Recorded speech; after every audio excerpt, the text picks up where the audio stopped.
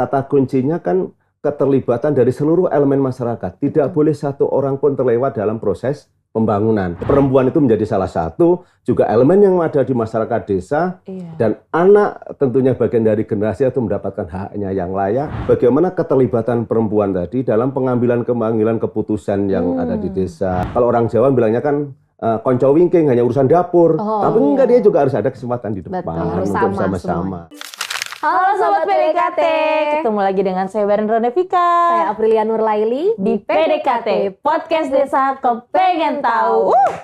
Tepuk tangan dulu dong, 2.000 orang di sini kan 2.000 ya. 2.000 orang di studio 2 hektar ini. Betul, studio 2 hektar ini alhamdulillah bentar lagi mau pemekaran. Betul. 3 hektar. Biar banyak penonton bayarannya nanti di sini ya.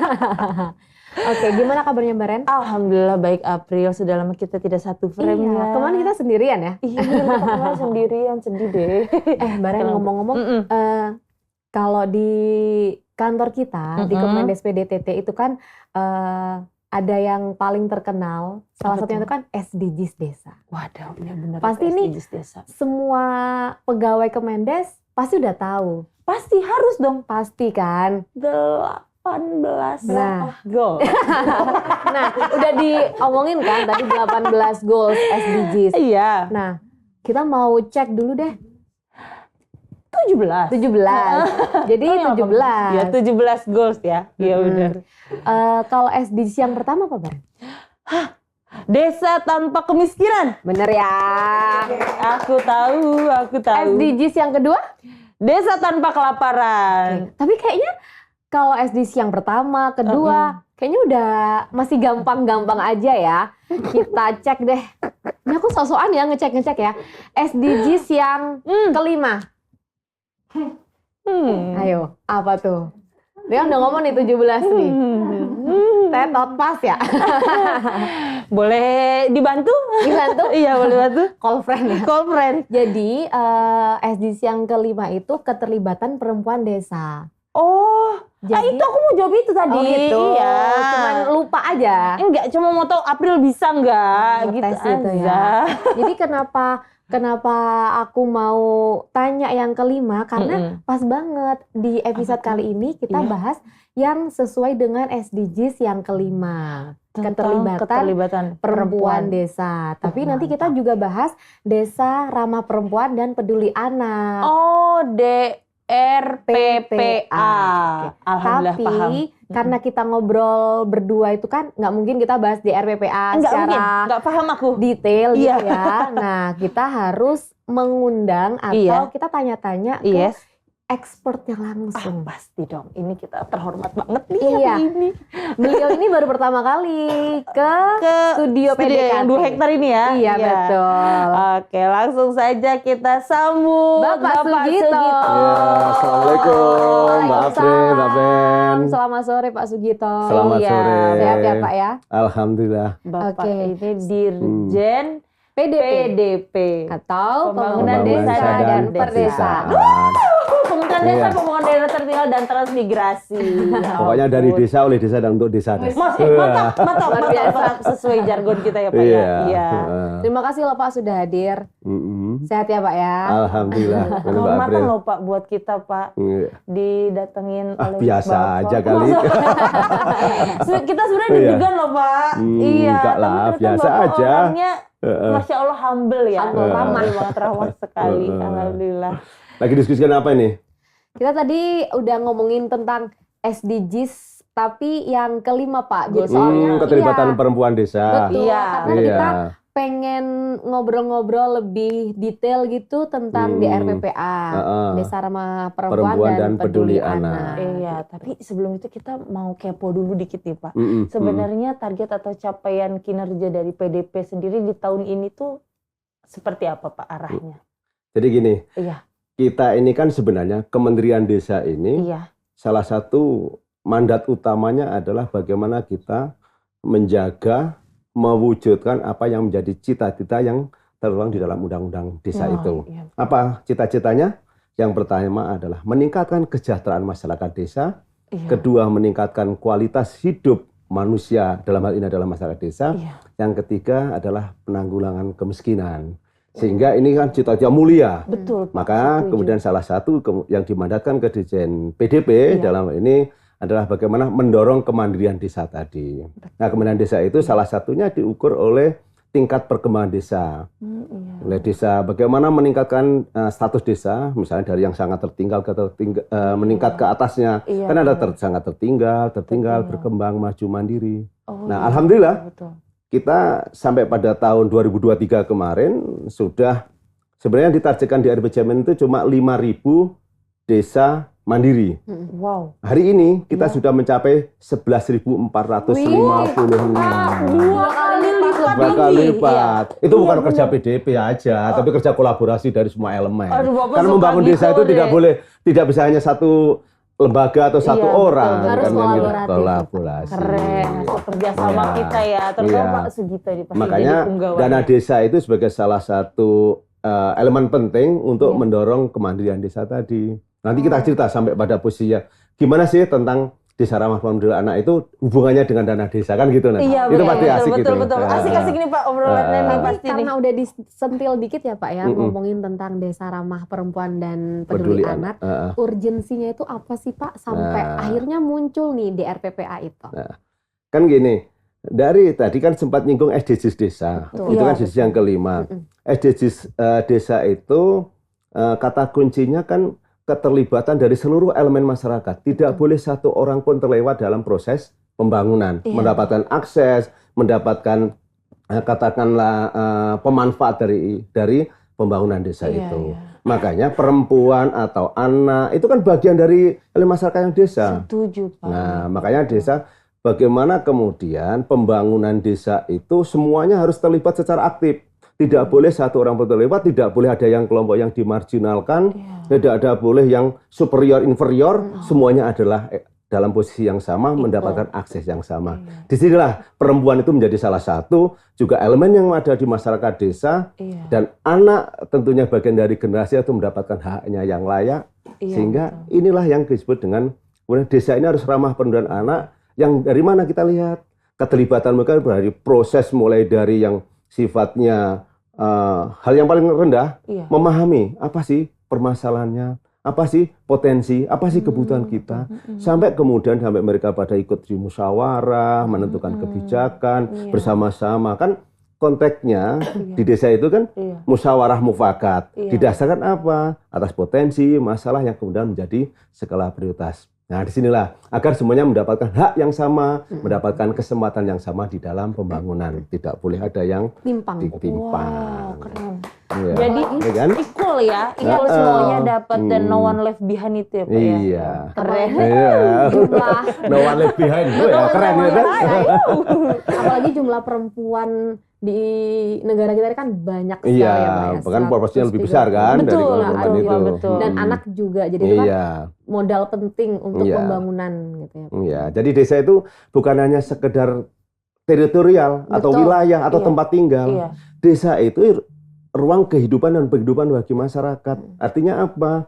Selain dia sebagai tempat tinggal, dia juga tempat bekerja, tempat cari makan, Betul. tempat berinteraksi sosial, Betul. tempat mereka tidur, tempat mereka nyaman.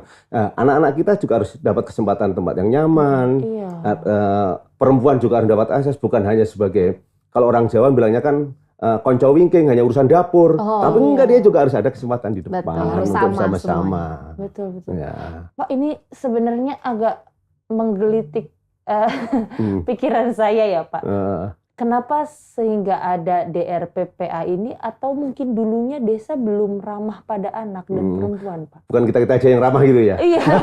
Kenapa akhirnya kita Jadi begini, itu kan menggiatkan ini? sebenarnya filosofinya adalah bagaimana kita mengarusutamakan gender itu dalam perspektif membangun desa.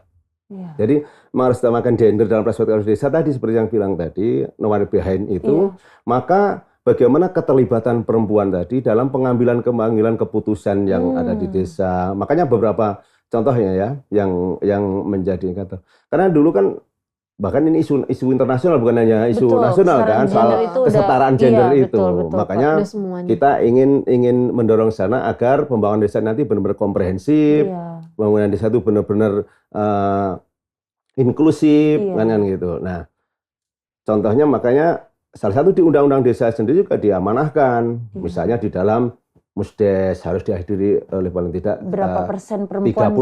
30% perempuan. Okay. Mereka keterlibatan mereka di dalam kelembagaan desa, dalam proses-proses pengambilan keputusan di desa, dalam termasuk menyusun perencanaan desa, sehingga mereka sekali lagi mereka pada hak yang sama. Bukan hanya soal prosentase yang hadir, bukan prosentase yang di dalam kelembagaan, tapi merepresentasikan dari sebuah kesetaraan tadi.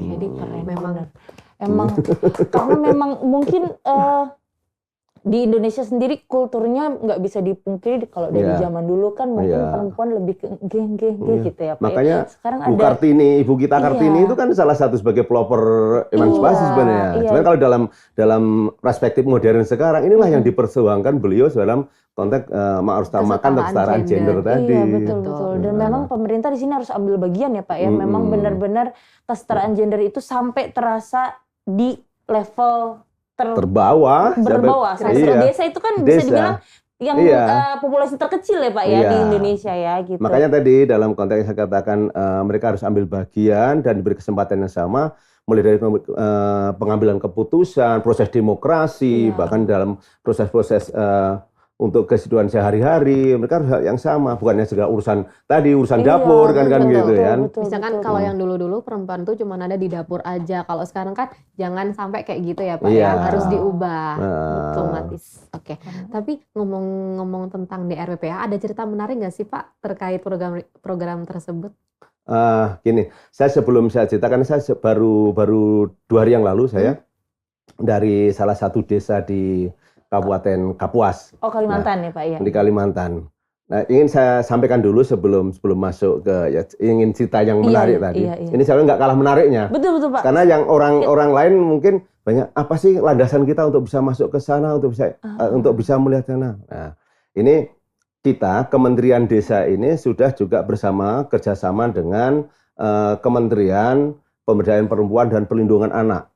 Kita telah menghasilkan salah satu baik itu yang surat keputusan bersama, menyusun pedoman, panduan, dan rangka untuk desa ramah perempuan anak tadi. Prinsipnya agar tadi dalam setiap level atau proses ini bisa mereka terlibat, termasuk anak-anak mendapatkan hak-haknya. Anak itu juga punya hak. Hak dalam misalnya akses publik, misalnya gini. Anak nggak boleh, karena dia sebenarnya kalau anak kecil kan ada saatnya bermain. Nah, kemudian disuruh kerja. Nah, itu udah bagian dari mengambil haknya. Haknya anak. Haknya sekolah, bermain. Tapi diambil buat bekerja. Apalagi ada PPO ya. Apa itu PPO? Bukan minyak gosok. Tahu nggak PPO? GPU itu Pak. Oh PPO. GPU Pak. Gosok pijat urut. Iya. PPO itu maksudnya perdagangan orang. Jadi tindak pidana ya TPPO, tindak pidana perdagangan orang. Orang itu ya bisa anak, bisa perempuan dan sebagainya. Jadi makanya desa dikatakan itu sudah desa ramah perempuan dan anak. Indikatornya apa? Salah satunya pertama di desa ada keputusan tentang desa DRPPA, ini aspek yuridisnya ya. Kedua, di dalam proses pengambilan keputusan tadi perencanaan pembangunan sudah melibatkan pada perempuan tadi, sehingga dia bisa memperjuangkan apa yang aspirasinya haknya tadi. Ini. Ketiga, kemudian di anggaran pendapatan belanja desa sudah muncul tuh program-program yang berkaitan dengan perempuan dan untuk anak. Nah, yang keempat, mereka terlibat di dalam kelembagaan desa. Tadi ada yang di BPD, ada BPD itu Badan Permusyawaratan Desa. Ada yang misalnya di lembaga LPKMD, di PKK dan sebagainya. Bahkan sekarang kepala desa perempuan juga sudah banyak ya kan? Makanya kita tahun 2022 memberikan apresiasi kepada kepala desa perempuan inspiratif. Yang waktu itu ada penghargaan juga. Iya, ada penghargaan juga.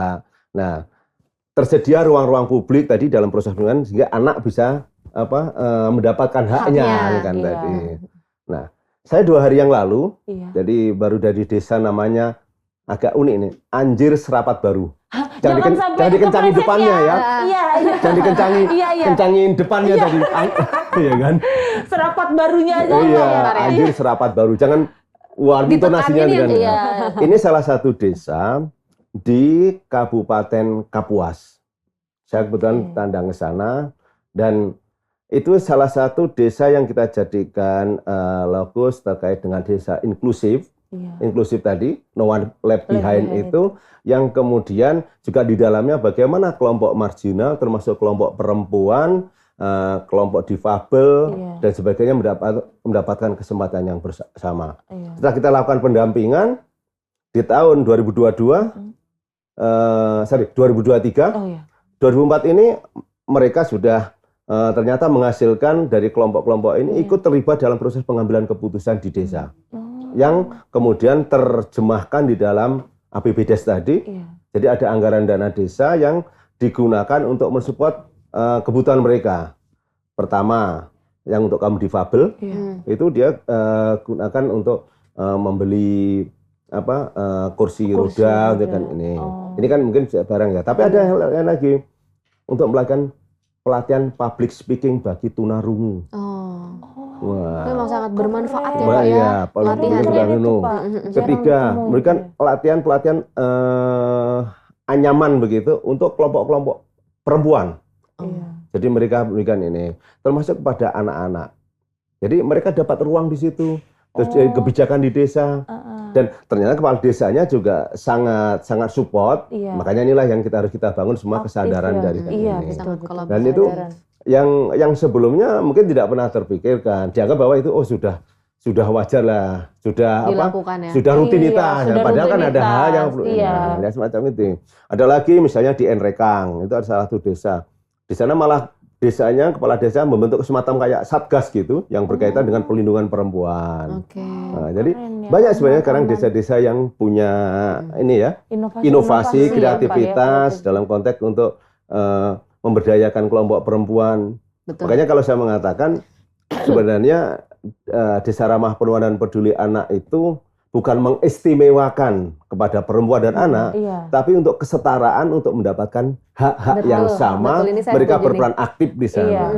Jadi nggak ada, biasanya kan kadang yang laki-laki ngomong, ngapain sih bikin kayak gitu ya, kalau mau setara ya setara aja, ngapain perlu diistimewakan. Enggak ya Pak sebenarnya ya, bukan Pak, mengistimewakan, hanya justru menyetarakan.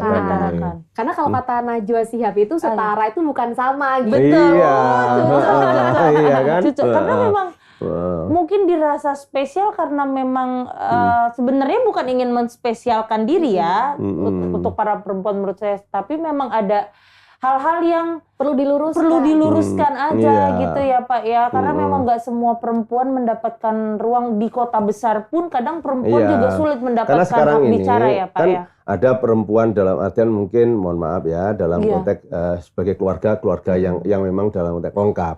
Tapi ada juga kan yang perempuan menjadi kepala keluarga. Iya itu benar ada. Ini dia sebagai kepala keluarga juga harus mendapatkan hak yang sama kan di situ, sehingga ini sekali lagi Desa Ramah Perempuan Peduli Anak itu lebih kepada untuk memberikan ruang akses yang sama, kesetaraan di dalam berbagai baik di bidang pemerintahan, pembangunan, pemberdayaan maupun di pembinaan kemasyarakatan.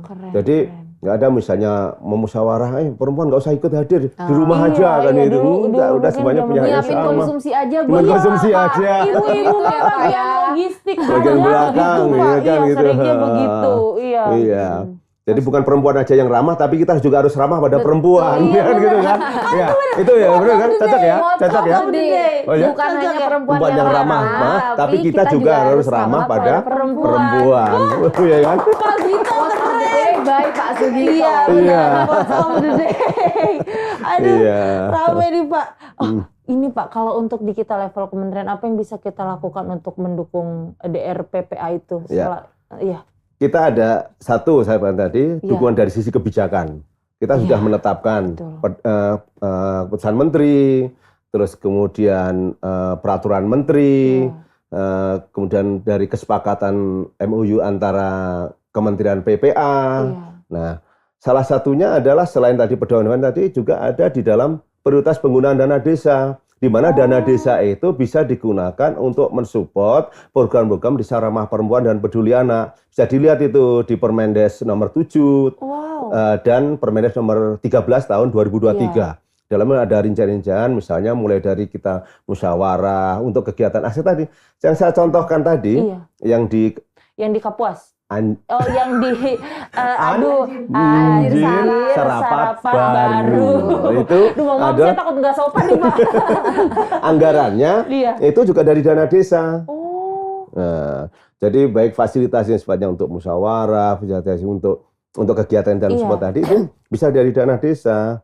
Jadi nanti lebih detailnya bisa dilihat ya di dalam itu. Betul. Tapi tidak semuanya harus ada. Itu namanya menu. Artinya kita bisa memilih mana yang prioritas sesuai dengan kondisi di desa kita masing-masing. Bahkan untuk perlindungan perempuan dalam akses hukum misalnya. Kan kadang ada juga advokasi gitu, kan gitu. Jadi banyak kita ini kan. Makanya sekali lagi mulai dari permen musyawarah tadi. Dalam musyawarah desa kan 30% harus dihadiri oleh perempuan. Nah, ini yang kadang sering kita luput nih. Dibilang absen nih, lihat di data udah 30%. Bukan soal absen 30% memenuhi atau enggak. Memenuhi atau enggak, tapi bagaimana kualitas mereka di dalam menyuarakan enggak? Bukan kuantitasnya ya, Pak, tapi kualitasnya. Iya, betul. Tapi mereka menyuarakan enggak? Nah, terus kemudian harus ditanya berikutnya. Ketika mereka menyuarakan, jangan kemudian pulang, suara apa? Usul saya nggak diterima sama ini. Nah pertanyaannya, apakah yang disuarakan itu menjadi prioritas, menjadi kebutuhan atau yang urgent, apa enggak? Kita juga harus lihat nih. Makanya itulah yang kan bagaimana mereka harus terlibat dari awal, mulai dari identifikasi, musyawarah, sehingga benar-benar itu menjadi kebutuhan. Kadang-kadang itu musyawarah itu kan asal maaf nih, asbun. Betul. Ya, percuma saya nggak didengar nih, karena yang diisikan ternyata nggak berkualitas. Nah, ini jadi artinya ini kita menjadi autokritik bagi kita semua. Ya, kita harus terlibat, tapi kita juga harus lihat yang kita libatkan ini sesuai prioritas. Enggak substansi apa enggak kan yang gitu. Maka perempuan juga jangan suka gampang baperan juga ya, Pak ya, gitu. Iya. Nanti langsung usulannya nggak diterima, pulang nggak dimasakin ya suaminya ya kan.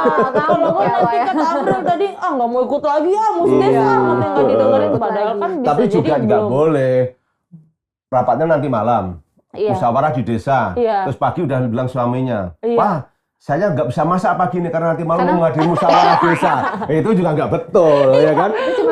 Baru malam ya, Pak. Baru malam, artinya ya kewajiban. Ini kan juga harus dipenuhi. Makanya sekali lagi itu kesetaraan. Iya, betul. Kodanya tetap seorang istri kalau di rumah ya, Pak ya. Tapi tantangannya seperti apa sih, Pak, tentang DRPPA ini, Pak? Ya tantangannya gini, karena setiap daerah atau setiap desa itu kan punya culture ya, kemudian punya latar belakang budaya yang berbeda-beda, baik itu keyakinan maupun kan ini. Nah, kadang masih kita menghadapi kondisi-kondisi yang semacam itu, termasuk menghadapi antara tadi saya katakan istilah saya superior inferior. Superior itu maksud saya elit-elit yang ada di desa kadang tidak memahami posisi ini sehingga seolah kan aku sekarang yang ini, nah kadang nggak dilibatkan. Ya, inilah yang kemudian kita perlu advokasi untuk membangun kesadaran bersama bahwa kita semua punya peran yang sama. Pemimpin fungsinya adalah sebagai mediator, sebagai katakanlah untuk mengarahkan, bukan mereka yang menjadi apa istilahnya semacam otoriter. Harus mendengar juga ya. Iya, jadi harus di sana. Makanya ini sekali lagi harus kita bangun. Memang belum semuanya sempurna, tapi kita berproses menuju ke sana. Itulah kembali lagi kepada kenapa arah kebijakan kita itu adalah keuangan desa yang berkelanjutan atau SDGs desa tadi. Ada step yang harus kita bangun. Dan pasti pengennya tetap maju-maju terus ya Pak, step itu ya Pak. Tetap pengen berkembang. Ini rame banget nih Pak. Pak, kalau misalnya nih, kan Sobat PDKT suka ada yang kepo ya, mau tanya-tanya tentang DRPPA ini, itu bisa kemana Pak kalau di PDP Pak? PDP sendiri punya medsos, jadi ada di IG-nya, IG-nya PDP. IG-nya apa Pak? Nanti boleh Pak dicantumin ya? Boleh nanti IG-nya di ini, saya biasanya sering collab baik saya pribadi, masuk IG saya pribadi, saya collabkan dengan di PDP atau demikian juga. Gitu ya Pak, ya. Itu di medsos juga melalui IG, ini bisa juga, karena yang mengampu ini ada direktur teknisnya, namanya kalau berkaitan dengan DRPPA-nya itu di Direktorat pengembangan sosial budaya dan lingkungan atau Sosbud orang lebih mudahnya. Nah, kaitan dana desa itu di Direktorat Fasilitasi Pemanfaatan Dana Desa. Jadi kita connect ini ini. Jadi bisa konsultasi ke sana, mungkin bisa juga melalui besok tadi. Iya, betul. Mungkin juga di ini kan juga ada nih humas ya kan? Iya, nah, bisa. Apa namanya itu yang humas? Yang nanya-nanya itu Selaras. Iya, yang nanya-nanya itu. Selaras ya, lupa astagfirullahaladzim. Aduh, ya ampun Bapak rame banget ya ini ya. Tapi sebenarnya emang isu hangat ya perempuan ini tuh, perempuan dan anak ini memang isu hangat yang kalau kata dimana-mana kalau kata diomongin. Bapak tadi nggak cuma jadi isu nasional tapi internasional. Iya, betul. Makanya sampai ada yang disebut dengan ini kan Hari Perempuan Sedunia, ya kan? Betul. Women's Day. Jadi sekali lagi menurut saya yang perlu kita bangun bersama ya adalah soal bagaimana kita mengadvokasi, bagaimana kita untuk melakukan pendampingan, juga membangun kesadaran kolektif, bagaimana pentingnya kita berbagi peran sesuai dengan kodrati masing-masing, tetapi dalam konteks kesetaraan tadi. Itu menurut saya lebih penting. Kenapa? Dengan demikian kita akan tahu peran kita ada di mana, posisi kita di mana, sehingga yang kita perjuangkan ini adalah untuk kepentingan bersama. Setuju. Dan nanti hak-haknya sudah pasti pasti kalau gitu ya, kalau di situ kita dengan konsep yang seperti itu akan anak itu kan saatnya begini, dia saatnya sekolah. Anak itu perlu ruang untuk bermain. Nah, pertanyaannya, waktunya bermain dia harus bekerja. Nah, tapi juga nggak salah anak juga kan kita lihat nih, kenapa dia ini harus bekerja. Nah, kita harus dorong bagaimana orang tuanya untuk selalu meningkat kesejahteraannya. Makanya tadi ada tugas mulia kita termasuk peran kemiskinan tadi. Jadi bayangan saya itu akan indah ketika desa diletakkan sebagai ruang kehidupan dan penghidupan, sehingga ada keseimbangan antara kepentingan sebagai katakanlah untuk kehidupan antara misalnya soal ekonomi, kepentingan lingkungan, termasuk dalam ada sosial budaya, karena disitulah interaksi yang terbangun tadi. Betul. Bapak keren nih. Aku tadi terkesima sama quotes Bapak lagi, bagaimana desa menjadi kehidupan dan penghidupan. Sehingga semuanya benar. Bapak keren deh.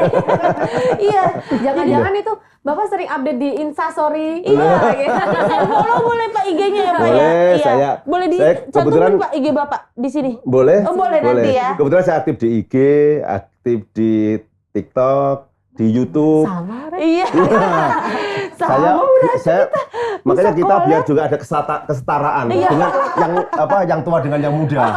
Sosmed nggak ngelihat yang muda yang tua, semuanya sama. Saya di YouTube juga saya aktif Pak. Bikin konten. Konten juga. Bapak keren banget. Kalah loh kita, kayaknya kamera Bapak lebih bagus dari kamera kita. Enggak, pakai HP aja.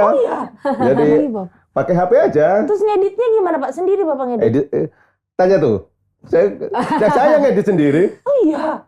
Di sela-sela ini. Udah emang Bapak keren banget.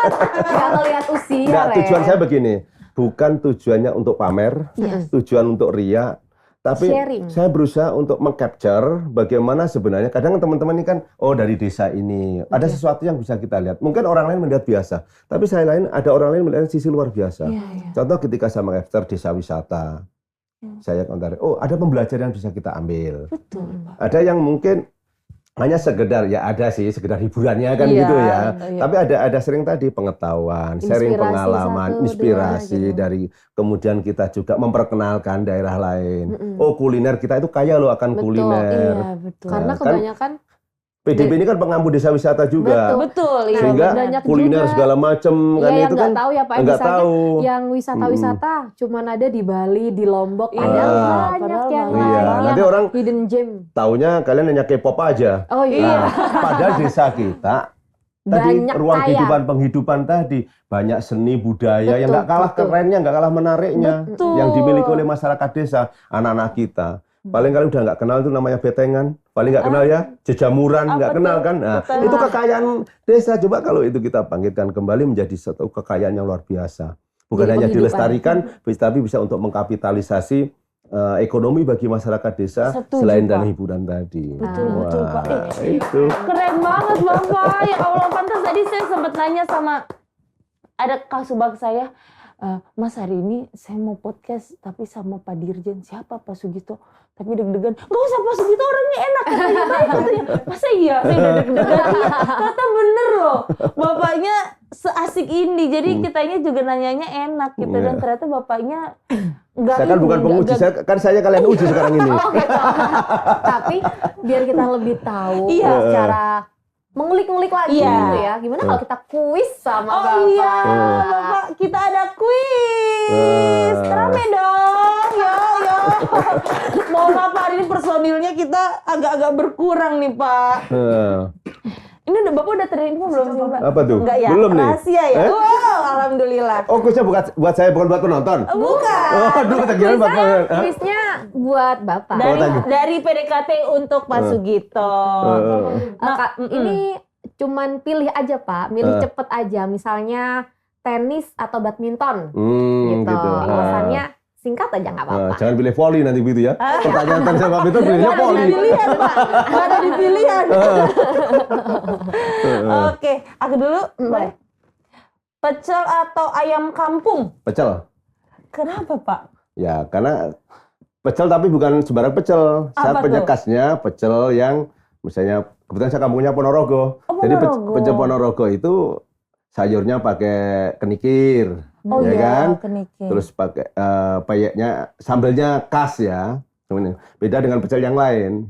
Biasanya kan pecel Madiun. Pecel gitu ya, Madiun. Pak ya. Ya, saya kan juga lama juga di Madiun, 15 tahun saya tinggal di Madiun. Oke. Jadi tapi saya bisa membedakan dua ini, dua pecel nih. Oh, karena udah lama Iya. di tempat ini. Tapi dua-duanya seru sih. Oke, Dua-duanya enak. Nah, Jadi pas nih. penasaran ya.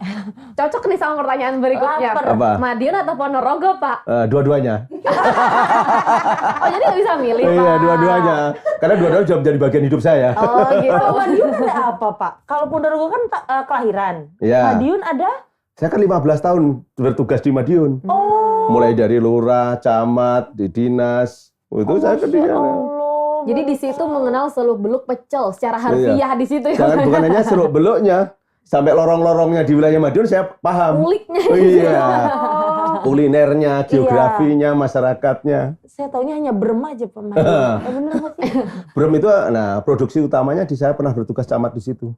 Oh. Namanya di Kaliabu, tapi kalau cari merek itu susah karena udah dilabeli oleh merek-merek yang lain. Oh. Iya benar. Kayaknya Bapak ini ya kulinerannya udah Iya, udah paham ya. kemana-mana nih kayaknya nih Pak. Pecel aja udah tahu ini pecel ini. Iya, Pecel iya. Madiun, ini pecel Ponorogo. Iya. Kalau saya pikir pecel sama aja, pokoknya intinya kuahnya sambal Kacang kacang aja. Oh, beda, Doang, setiap Pak. sambal beda rasanya. Oh gitu. Oke. Oke. Masih ada. Masih Masih, Pak, ada. Ada 110. Iya. 2 hari Pak kita tapping nih Pak. Tenis atau badminton? Tenis. Bapak Hobi, sering main hobi tenis. Hobi, dua-duanya hobi, tapi saya sekarang lebih seneng tenisnya. Lagi menggelutinya tenis. Iya. Kalau di kantor sering main tenis di Main tadi di lapangan sini. Oh, sering di sini Ya, Pak. karena sekarang dari rehab aja lagi Oh, agak. iya, benar-benar. Kalau di renov berarti pindah Pak latihannya atau Op ini sementara nih. Dulu. Udah bisa ikut ini Rans tenis nanti Mai. Pak Raffi Ahmad. Oke. Tenis nanti Bapak. tunggal putra atau ganda gitu ya? Ganda sama Pak Cece. Oh iya. Pak Cece hobi juga kan? Nah. Tadi udah tentang olahraga Pak, sekarang musik Pak. Wih, Dangdut atau campur sari Pak? campur sari. Campur sari. Iya. Bapak berarti tahu banyak lagu-lagu campur sari ya Pak ya? Ya nggak tahu tapi penikmat aja. Penikmat. Almarhum Didi Kempot suka gitu ya Pak ya. Iya. Jadi playlist Spotify jangan-jangan ini campur sari. Iya. Tapi suka ini juga Pak, Happy Asmara, Via Valen gitu suka dengerin juga. Ya dengerin tapi nggak apa? Nggak ngapalin, nggak. Saya tuh paling susah ngapalin namanya lagu-lagu itu. Tapi kalau happy, maksudnya menikmati ya, Iya, menikmati itu happy. lagu-lagunya ya. Bisa nyebabnya nanti nonton konser koplo Pak, ada Pak Iya. DJ Expo. Iya, enak Pak itu Pak. NDX apa? NDX apa Pak sekarang? Iya, Caknan, Gilga Pak yang ganteng sekarang. Iya. Juga ya. bareng ya? Iya. Tahu Gilga? Tahu. Tuh kan. Eh, Oh iya, Frekuensi ya? Oh iya, masuk frekuensi.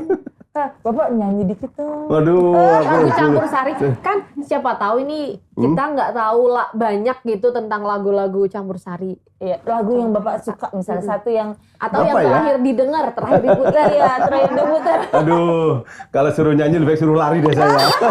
Lebih baik suruh tenis, lebih baik suruh tenis aja gitu ya Pak suruh ya. lari deh, kan gitu. Tapi setiap hari berarti ngedengerin campur sari Pak? Ya, kadang sampai yang nggak Meningkatkan ketemu-ketemu. mood. Tadi kalau nyanyi itu nggak ketemu-ketemu. Kenapa nggak ketemu? Kenapa Pak? Kan 1000 kutha itu kan banyak. Oh, 1000 kota nyarinya Iya. susah lama ya Pak ya. 1000 kutha wis tak liwati. Sewu ati tak takoni. Nanging kabeh Wis padha rateni lungamu ning endi. Makanya capek itu. Nyanyi itu capek. Iya Pak, saya butuh Kalau ya, Pak, 1000 ya. kutha tadi harus nyari 1000. Betul. Terakhir. Makanya ini tahu deh aku jawabannya ini. Iya. Didi Kempot atau Happy Asmara, Pak? Ya, Didi Kempot. Jelas. Tapi kalau nontonnya Happy Asmara. Happy Asmara. Menikmati dua-duanya. Iya, ya. dua-duanya. Ya ampun, seru banget Pak Sugito. Terima kasih banyak ya Pak Sugito sudah main ke studio PDKT. PDKT, iya. Ini Pril, sebelum itu harapan Bapak. Oke. Mungkin. Harapan Bapak ke depan untuk desa seperti apa? Mungkin nanti untuk sobat PDKT yang ada di desa, Begini, Bapak mau menyampaikan apa?